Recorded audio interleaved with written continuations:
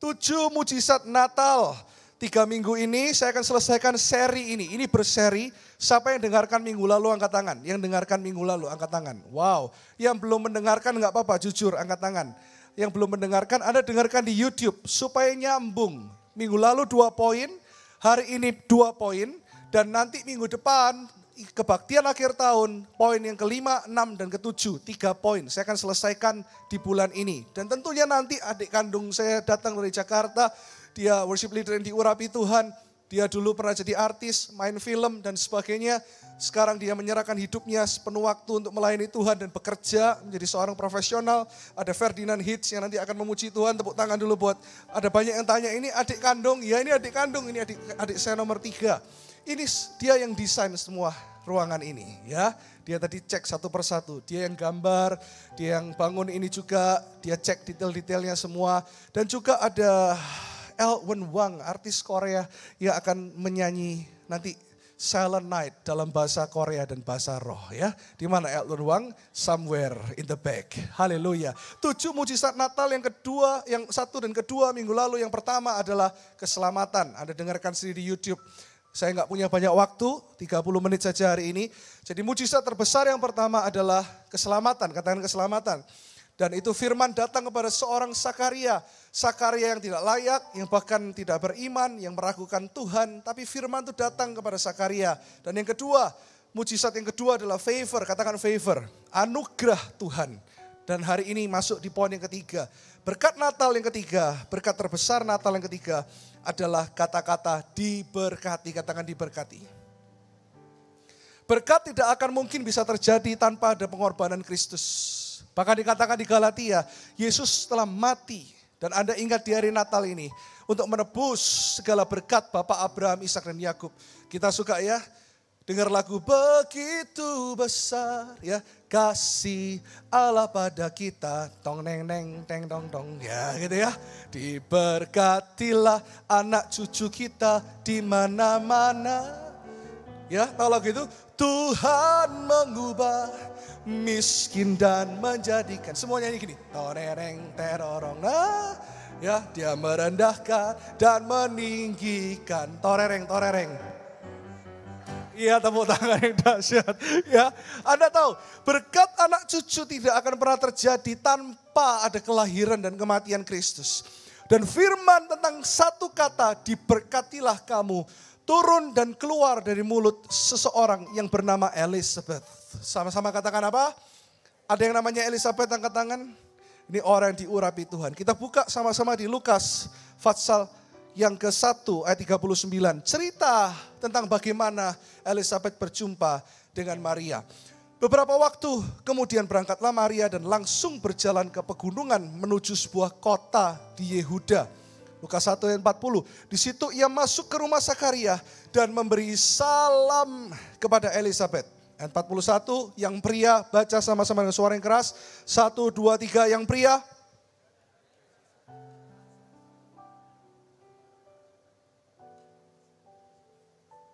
Haleluya, yang pria ini memang penuh Roh Kudus. Saya cuma dengar suaranya.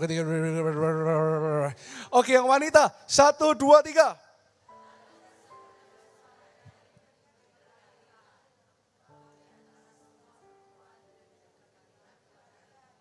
Wow, tepuk tangan buat ibu-ibu yang luar biasa di tempat ini. Dikatakan lalu berseru dengan suara nyaring, diberkatilah. Bahasa Yunaninya, eulogio, to praise, to celebrate with praises. Orang yang diberkati itu adalah orang yang penuh dengan sukacita. Amin. Orang yang diberkati, orang yang penuh dengan sukacita juga adalah orang yang rendah hati. Saya selalu katakan dan welcome bagi Anda yang baru pertama kali datang, yang sudah jemaat tertanam. Anda semua tahu, Pastor Irwan selalu bilang, Pastor Irwan tidak lebih baik dari Anda, siapapun Anda. Saya tidak lebih suci dari Anda. Saya tidak lebih kudus dari Anda. Jangan melihat saya orang yang superior.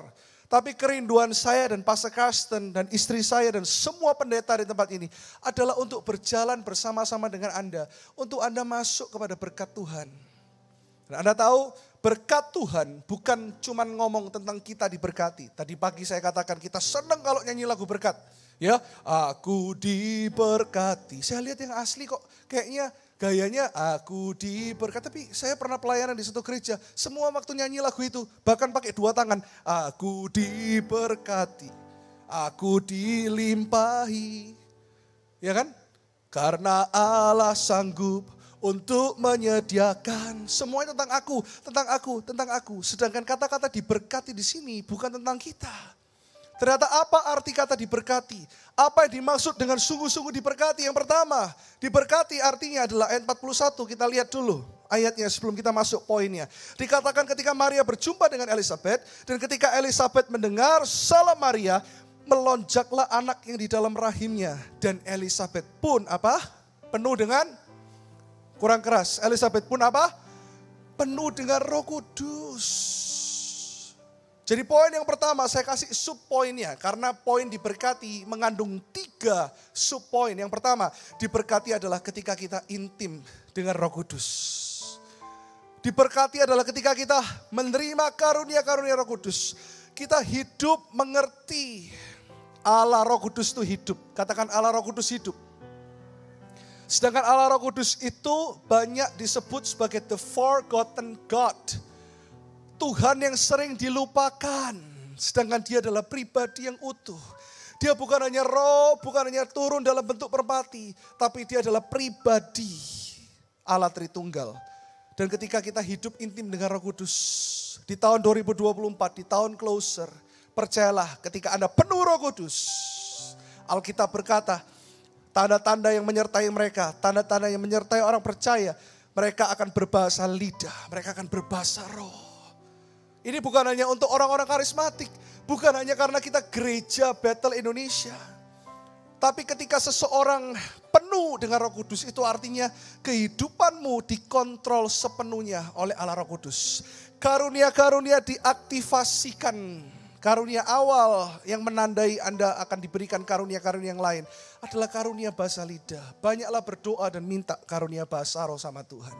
Minta supaya Anda tidak tawar-menawar dan Anda berkata bahasa roh itu sesat. Kenapa iblis selalu memberikan intimidasi tentang bahasa roh? Karena iblis takut ketika Anda penuh Roh Kudus dengan tanda berbahasa lidah. Tahu enggak, iblis gak akan pernah bisa tahu ketika engkau berdoa dalam roh. Dikatakan di kitab Roma, ketika engkau berdoa dalam roh, hanya Yesus Tuhan dan engkau, bahkan engkau tidak tahu doa dan keluhan yang engkau ucapkan. Tapi Roh Kudus itu berdoa melalui Anda. Dahsyat. Dahsyat loh. Dan karunia itu untuk apa? Untuk nolong orang lain. Tadi pagi saya ceritakan, dan ini ada cerita yang lain. Suatu hari ketika saya berdoa di mobil, Tuhan katakan kamu berdoa buat partner kita, salah satu evangelis yang connect dengan kita. Pendeta Susan Hoover, tahu? Pendeta Susan Hoover, orang bule, siapa yang tahu angkat tangan? Ya, dari Kanada, pintar, tepuk tangan yang dahsyat, ini luar biasa, ingat lagi dia. Waktu saya di mobil Tuhan bilang kamu doa buat Susan Hoover. Saya tidak tahu apa yang dia alami. Tapi ketika kita penuh Roh Kudus, kita penuh dengan roh hikmat. Saya cuma berdoa di mobil.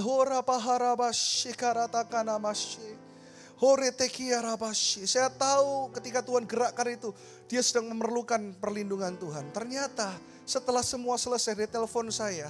Dia mengalami tekanan yang luar biasa. Dia mengalami tekanan karena dia harus penginjilan di luar pulau. Bagaimana dia melihat ada banyak orang di sana dan mereka bukan Kristen. Dia hampir dimasukkan penjara. Dia diancam oleh orang-orang yang benci dengan Injil. Bahkan semua orang ingin memasukkan dia ke penjara. Dia tidak cerita sama saya. Tapi detik itu juga Tuhan katakan berdoa buat saudarimu ini. Karena dia sedang memerlukan kasih karunia dan anugerah dari Tuhan. Tahu tidak? Orang yang begitu kejam. Semua orang yang ingin masukkan dia ke penjara. Tiba-tiba berubah dan tanya, siapa namamu tadi? Dari tadi sudah ngomong, Susan. Tapi ketika Roh Kudus menjamah orang-orang itu bukan orang Kristen, dijamah oleh Tuhan, tiba-tiba bisa tanya lagi, siapa namamu? Ini bule bisa ngomong bahasa Indonesia. Itu juga adalah mujizat. Pastor Karsten penuh Roh Kudus, makanya bisa bahasa Indonesia. Kalau dia tidak penuh Roh Kudus, dia tidak mungkin bisa bahasa Indonesia. Amin.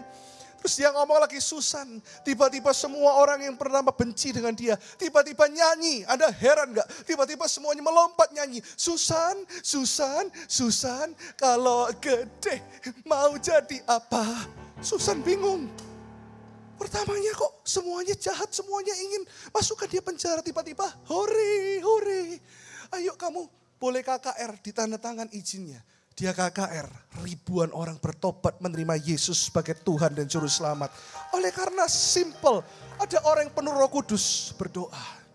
Minta, ini adalah tanda-tanda di mana Tuhan mencurahkan rohnya atas semua orang. Bahasa lidah itu indah. Berdoa dalam bahasa roh itu begitu indah.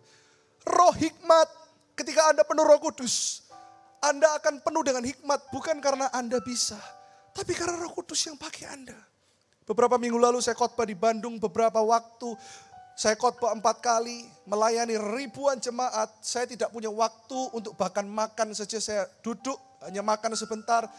Semua minta doa, semua antri doa. Saya selalu katakan bukan karena saya sakti. Orang selalu berkata gini, pelayananmu banyak mujizat Pak Pendeta, doakan saya dong. Saya bilang gini sama full timer saya yang barengin, lihat ya, kalau orang yang mengandalkan saya, sakit tetap sakit.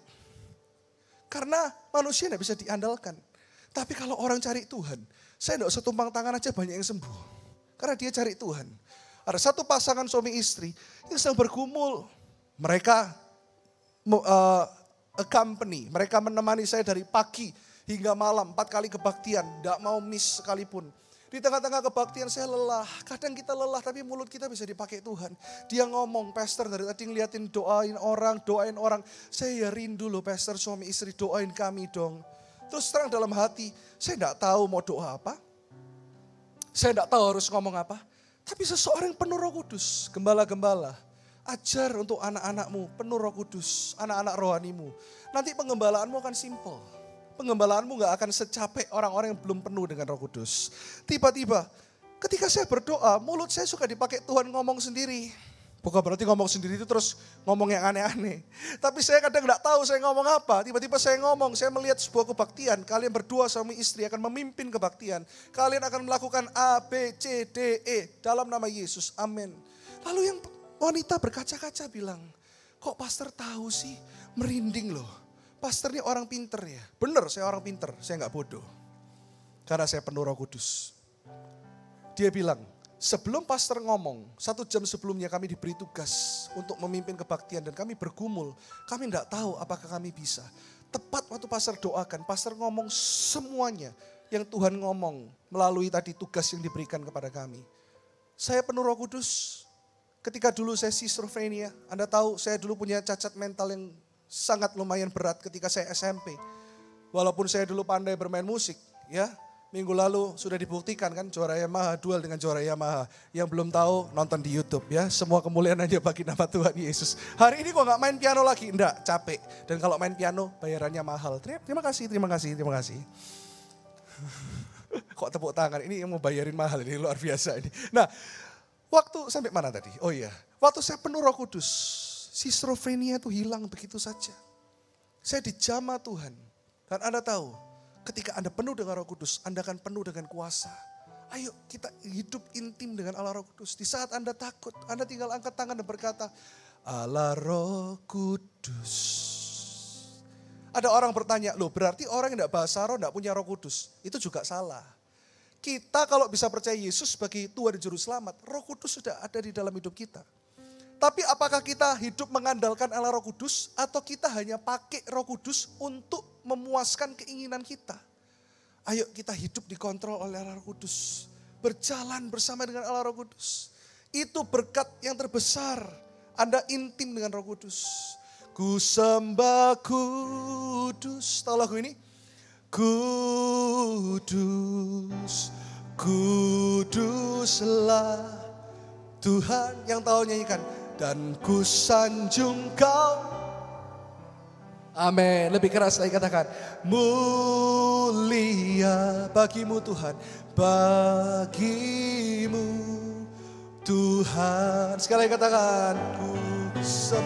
Ku sembah kudus. Ku sembah. Amin. Angkat tanganmu katakan. Kudus. Kuduslah Tuhan, dan ku sanjung kau mulia, mulia bagimu Tuhan. Itu karunia hikmat. Suatu hari ketika saya juga nyetir again di mobil, selain saya berdoa, saya pasti mendengarkan lagu-lagu New Life Worship. Amin. Lalu Tuhan berkata, kamu telepon orang ini. Saya juga gak tahu, saya cuma taat. Salah satu jemaat yang sedang bergumul, sedang bertikai.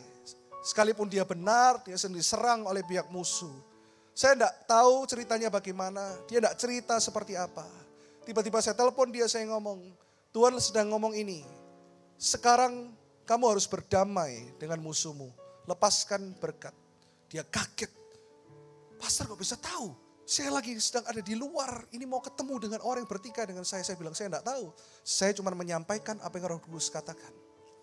Terus orang bilang, hebat ya Pastor Irwan. Enggak. Pastor Irwan cuma mau belajar taat. Anda mau enggak taat untuk berjalan di dalam kuasa Allah Roh Kudus? Halo? Ketika Anda dipenuhi Roh Kudus, itu untuk membantu mengarahkan orang lain. Untuk membantu orang lain untuk masuk dalam berkat Tuhan. Yang kedua, berkat yang sesungguhnya. Kita lihat ayat selanjutnya, 42 dan 43, dikatakan 43 dan 44. Siapakah aku ini sampai ibu Tuhanku datang mengunjungi aku? Sebab sesungguhnya ketika salammu sampai kepada telingaku, anak yang di dalam rahimku melonjak kegirangan. Anak yang di dalam kandungan Elizabeth, siapa namanya? Yohanes, pintar. John the Baptist. Dia melonjak bukan karena berkat-berkat yang lain, tapi dia melonjak karena berjumpa dengan Tuhan Yesus. Berkat yang kedua, berkat sesungguhnya adalah ketika kita mengenal Tuhan Yesus secara pribadi. Dan kita setiap hari bisa berkata kepada dia, hanya Kau yang menjadi tempat jawaban. Hanya Kau tempatku Amin. Berjalan bersamamu. Yes. Sebab tangan kasih-Mu tersedia bagiku. Selamanya ku cinta. Kita mesti menutup tahun 2023 itu bukan dengan gini. Yesus plus aku punya lebih banyak uang. Bukan. Yesus, kebahagiaanku adalah Yesus plus yang belum menikah, aku dapat jodoh. Yang belum menikah katakan, oh yang amin malah bapak-bapak ini gimana ini. Jujur yang belum menikah, katakan tapi kebahagiaan sesungguhnya bukan Yesus ditambah, bukan. Tapi ada lagu yang berkata, Yesus terlebih besar. Ada lagu juga yang berkata, Kaulah segala. Ketika engkau bisa punya semua di dunia tapi engkau tidak punya Yesus. Alkitab berkata semuanya sia-sia. Tapi jika engkau punya Yesus, engkau akan merasakan kepuasan yang sejati itu tadi. Jangan tukar Yesus dengan apapun. Tahun 2024 katakan, aku mungkin bukan full time seperti Pastor Irwan. Saya selalu katakan saya 100% full timer, 100% hamba Tuhan. Tapi saya juga masih bekerja. Tuhan percayakan pekerjaan juga menjadi sumber untuk pelayanan. Jadi saya juga bisa ngomong kepada Anda yang bekerja. Karena saya pun juga masih setia dalam pekerjaan dan terus ingin menjadi terang juga di marketplace. Tapi saya enggak tujuannya muluk-muluk. Kalau tanggal 31 kebiasaan saya dan istri saya jam 12 kurang seperempat. Bukan nyiapin trompet. Pret. Bukan berarti kalau yang trompetan enggak kudus. Bukan. Karena buat saya tahun baru dan ganti hari. Podo wae bahasa Ibraninya. Podo wae. Orang semangat. Wah tanggal 31. Tanggal 1 aku mau lebih kurus. Amin. Oh tanggal 1 aku mau dapat jodoh. Ada yang rohani. Tanggal 1 aku mau saat teduh lebih banyak. Semangatnya cuma semangat 31 pindah ke 1. Padahal hari demi hari kita lewati kok. Tanggal 31 saya mau ajarin Anda, bukan saya sok rohani. 12 kurang seperempat. Jangan bingung kembang api, cari luar jendela karena Anda tidak mau beli kembang api mahal. Wah itu nanti rumah sebelah itu nanti bikin kembang api itu. Wah lumayan kita lihat dari jendela. Wah kalau enggak, maaf ada lagi yang mabuk-mabukan sampai pagi. Apa gunanya? Itu hanya hari demi hari yang Anda harus lewati bersama dengan Tuhan bukan? Tanggal 31 saya biasa berdoa. Saya enggak muluk-muluk ngomong sama Tuhan gini, oh aku mau jadi lebih gini. Enggak, aku cuma bilang gini, Tuhan bawa aku dan seisi rumahku lebih dekat denganmu. Tahun depan temanya closer. Anda tahu dunia akan semakin gila. Tapi Arise and Shine tahun ini, Anda bangkit dan bersinar. Anak Tuhan akan bersinar di tengah kegelapan. Tapi ya tepuk tangan yang dahsyat buat Tuhan. Sinar yang mana? Sinar yang menerangi kita. Ada satu quote, saya suka dapat quote dari Tuhan. Anda boleh catat, mujizat terbesar bukanlah kesembuhan atau kekayaan. Namun ketika engkau mengenal Tuhan Yesus dan berubah menjadi semakin seperti Dia. Kita baca sama-sama dengan suara yang keras, Anda boleh capture, Anda boleh ingat, Anda boleh renungkan. Ayo semuanya, mujizat terbesar bagiku. Ya, 1, 2, 3. Mujizat terbesar bagiku bukanlah kesembuhan atau kekayaan. Namun ketika aku, katakan, ketika aku mengenal Tuhan Yesus dan berubah menjadi semakin seperti Dia. Tepuk tangan yang dahsyat buat Tuhan Yesus. Arti kata berkat yang ketiga hari ini Anda bawa pulang, yaitu ketika hidup dalam pimpinan Allah Roh Kudus. Ketika hidupmu dipimpin oleh Roh Kudus, itu ternyata berkat. Anda bisa tahu timing, Anda bisa tahu waktu yang tepat. Tuhan Yesus selalu menaruh engkau untuk bukan hanya diberkati, tapi menjadi berkat. Kita baca sama-sama, waktu Tuhan ngomong gini, pimpinan itu berkat. Saya kaget, maksudnya apa Tuhan? Lalu saya temukan ayat ini, kita baca sama-sama dengan suara yang keras. Ayatnya kita baca dulu, Kisah Rasul 3, 26. 1, 2, 3. Dan bagi kamulah, pertama-tama Allah membangkitkan hambanya dan mengutusnya kepada kamu, yaitu Yesus Kristus. Tuhan Yesus diutus kepada kamu. Supaya apa? Supaya Ia memberkati. Oke? Supaya Ia apa? Memberkati. Memberkati kamu dengan apa? Dengan memimpin kamu masing-masing kembali dari segala kejahatanmu. Ternyata berkat terindah adalah ketika hidupmu dipimpin oleh Allah Roh Kudus. Anda ingat itu, berkat sama dengan pimpinan. Ketika Anda bernyanyi lagu, Ia membimbingku ke air yang tenang, Ia menyegarkan jiwaku, Ia menuntunku ke apa? Ke jalan yang benar. Ada orang-orang yang dituntun kembali. Berkat yang sempurna adalah ketika kita baca Mazmur 23. The Lord is my shepherd and I shall not want. Tuhan adalah gembalaku. Itu adalah segala-galanya. Hidup dalam pimpinan Roh Kudus bukan yang terjadi di gereja. Bukan hanya ketika siapa yang mau penuh Roh Kudus, Anda maju, ditumpang tangan rebah. Bukan hanya itu. Anda mau rebah setiap minggu, kalau Anda tidak berubah, itu sia-sia. Tapi ketika Anda penuh Roh Kudus, ketika Anda dipimpin oleh Roh Kudus, roh hikmat. Tadi saya katakan roh hikmat ada padamu. Suatu hari saya berjumpa dengan seseorang ketika ayah saya masih ada. Saya sampai hari ini dengan adik saya cuman gini, orang tanya gini, kok Anda ini sibuk sekali? Kadang-kadang orang itu maaf. Kalau ada orang-orang yang DM saya, kadang-kadang saya tidak bisa balas satu persatu. That's why kita punya tim. Saya dan Pastor Karsten semakin mengurus gereja yang semakin bertambah, kebaktian Kamis, kebaktian Minggu dan sebagainya. Kita juga sangat benar-benar menata waktu. Makanya kenapa ada hamba-hamba Tuhan yang luar biasa di sini. Sudah ada banyak gembala-gembala yang bisa membaptis, ada pendeta-pendeta lain yang bisa memberkati pernikahan. Jadi kalau Anda cari kami, jangan cari kami tapi cari Tuhan. Tapi ketika kami ditempatkan dan orang bilang, kok Anda juga masih kerja? Karena ayah saya pernah pesan sesuatu, kalau kamu melayani, kamu jangan bergantung kepada pelayanan. Kamu harus jadi berkat untuk pelayanan. Ayah saya pernah bilang gini, kalau kamu jadi gembala, kamu jangan cari duit. Tapi kamu harus nabur duit. Ayah saya bilang gini, kalau kamu jadi gembala, kamu mau kaya karena jadi gembala, kamu tidak usah jadi gembala. Kamu terusin aja pekerjaanku. Tapi ayah saya berdoa dan berikan saya blessing karena ayah saya tahu saya punya hati untuk jiwa-jiwa. Dan itu hatinya Tuhan. Dan setiap kali saya bertemu dengan seseorang kalau melayani dan mendoakan orang di depan ayah saya itu senangnya minta ampun. Orangnya tidak banyak ngomong seperti saya. Nggak ada yang amin. Wah ini kalau khotbah lewat terus waktunya kok enggak, katanya gitu. Kok enggak bisa ngomong katanya.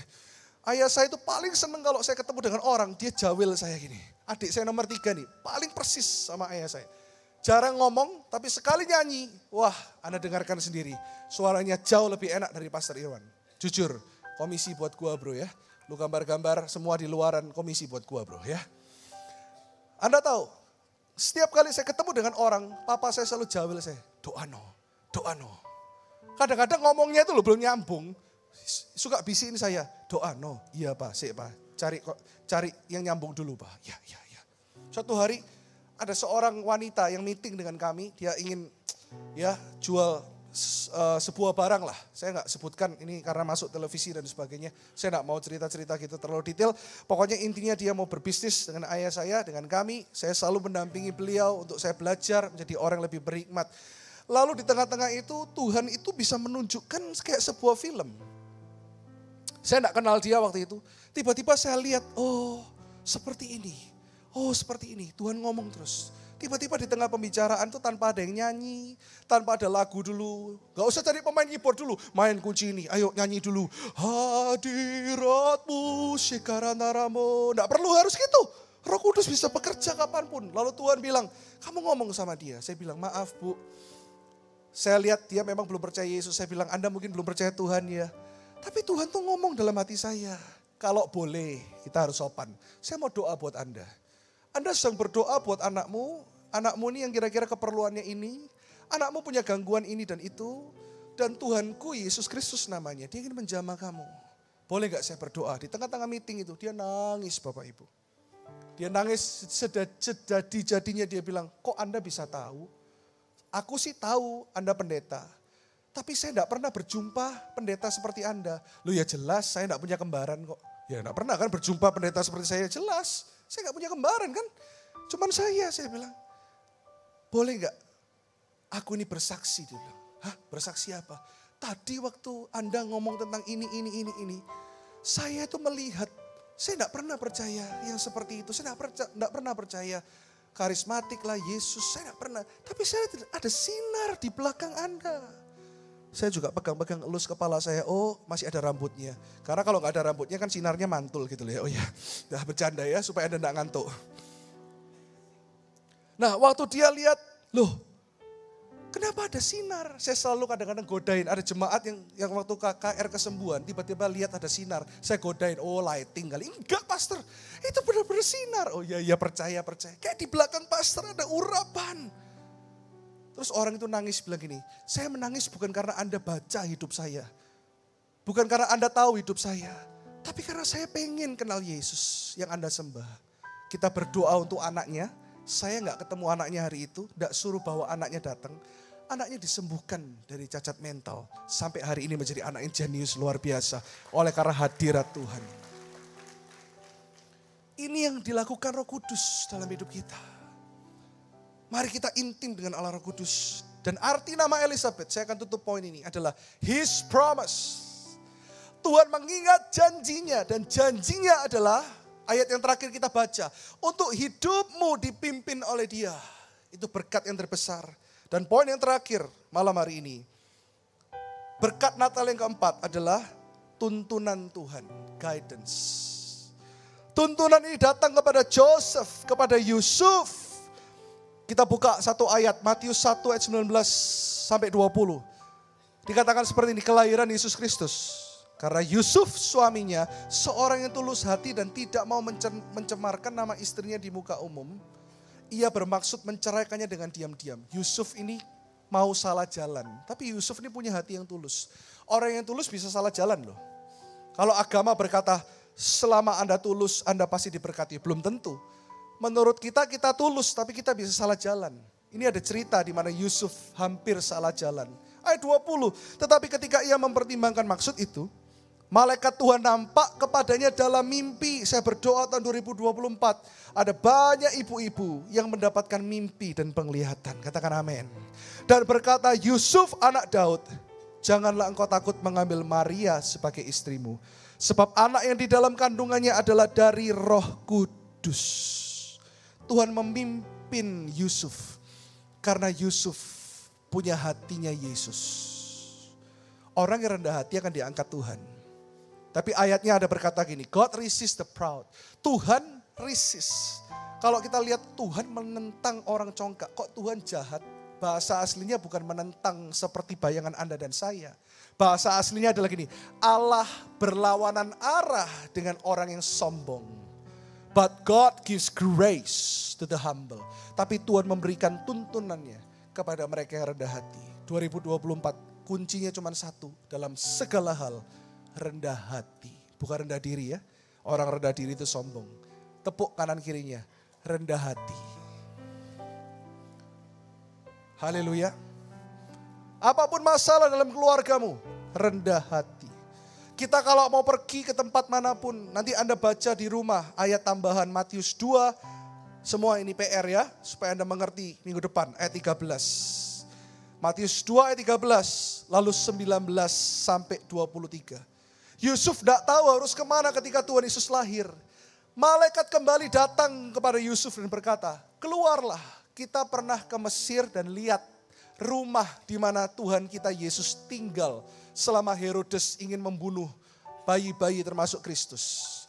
Ketika ada dalam bahaya, Allah Roh Kudus berkata kepada Anda dan memimpin, ayo aku memimpinmu ke tempat yang berumput hijau. Ketika Herodes mati, waktu itu belum ada zaman sosmed, tidak ada di Instagram Herodes yang mau membunuh bayi Tuhan Yesus telah mati, tidak ada. Adanya GPS-nya dari Tuhan. GPS yang asli, kata-kata GPS itu bukan global positioning system, tapi GPS kita, Tuhan Yesus itu adalah guidance, protection, service. Haleluya. Tuhan yang guide, Tuhan yang ngomong sama Yusuf ini waktunya. Kita gak akan pernah tahu timing, kita gak akan pernah tahu waktu yang tepat. Hanya Tuhan yang bisa menaruh kita di tempat yang tepat, menjadi alat yang tepat, di waktu yang tepat. Anda mau selalu ada di tempat yang tepat, right happening, hidup dipimpin oleh Yesus. Makanya kalau Anda dipimpin di gereja ini, ada orang bilang gini, ribet banget sih di New Life Church, mau kawin aja ribet. Saya bilang gini, bos bukan kawin, nikah bos. Oh ya maaf. 6 kelas, ketemu Pastor Karsten, ketemu PDP Felicia, sebentar lagi ketemu hamba Tuhan namanya Pak Christian, full timer. Ini salah satu ketua bagian departemen teologi. Lalu yang terakhir ditanya-tanya lagi sama Pastor Irwan. Ribet, enak di gereja sebelah. Wah gitu ya. Ada film cek toko sebelah. Anda juga jangan ikut-ikutan, cek gereja sebelah. Gereja juga macam-macam. Tapi kita memutuskan untuk tidak menjadi gereja yang instan. Tidak menjadi gereja yang makanannya siap saji. Apa itu? Pokoknya tiap minggu undang pengkhotbah. Tiap minggu undang stand up comedian. Pokoknya ada acara yang meriah. Kalau nggak ada yang volunteer singer, cari penyanyi hebat-hebat. Dibayari aja semua. Yang penting acara jalan. Di tempat ini bukan acara. Di tempat ini saya pengen kenal Anda. Dan Anda kenal kita melalui life group. Anda diproses di life group. Harus jadi jemaat lagi. Harus life group, mau merit harus lulus kelas New Life Discovery. Ngapain repot-repot? Kalau Anda repot, kita lebih repot, orang Belanda bilang. Halo? Tapi kita mau lakukan itu semua. Karena kita mau ada domba-domba yang digembalakan. Bukan jemaat simpatisan. Siapa yang mau jadi domba yang digembalakan sungguh-sungguh, angkat tangan. Ayo, yang sungguh-sungguh pasti tertanam. Yang sungguh-sungguh pasti mau ke life group. Dan yang sungguh-sungguh dikatakan kalau Anda dipimpin Allah Roh Kudus. Kadang-kadang di tahun ini Anda harus mengasihi orang yang benci sama Anda. Anda mungkin harus melepaskan pengampunan kepada orang yang jahat sama Anda. Saya melayani Tuhan sekalipun orang bilang oh muda. Ada banyak saat ini yang melayani di sini yang lebih tua dari saya. Dulu kalau lihat saya bilang gini, halah gembalanya arek cilik. Waduh gitu ya. Tapi saya melayani Tuhan 25 tahun Bapak Ibu. Saya mengalami yang namanya dikhianati. Saya mengalami yang namanya di pekerjaan. Yang namanya orang yang serakah. Saya mengalami di mana harus mengalah. Susah gak mengalah? Halo? Oh, ini jujur semua nih. Kudus semua Pastor Karsten. Lulus semua nih di Life Discovery. Susah gak mengampuni? Susah. Tapi setiap kali ada orang jahat kepada saya, firman ini muncul. Irwan, kamu ingat, Kristen artinya ketika orang jahat sama kamu bisa tetap baik sama dia. Itu Kristen. Kalau agama bahkan Musa mengajar apa? Gigi ganti gigi. Gua ditampar nih, Bo. Gua tampar lagi kalau bisa 5 kali. Itu dunia. Tapi orang Kristen berkata, Yesus Tuhan berkata, ampuni mereka. Karena mereka tidak tahu apa yang mereka berbuat. Susah gak mengampuni? Saya angkat tangan dulu, susah. Tapi karena ada anugerah Tuhan. Belajar seperti Abraham dan Lot. Abraham berkuasa. Abraham punya segalanya.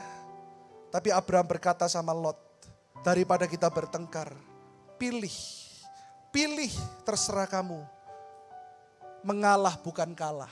Lot memilih lembah Yordan. Wow, yang kelihatannya subur.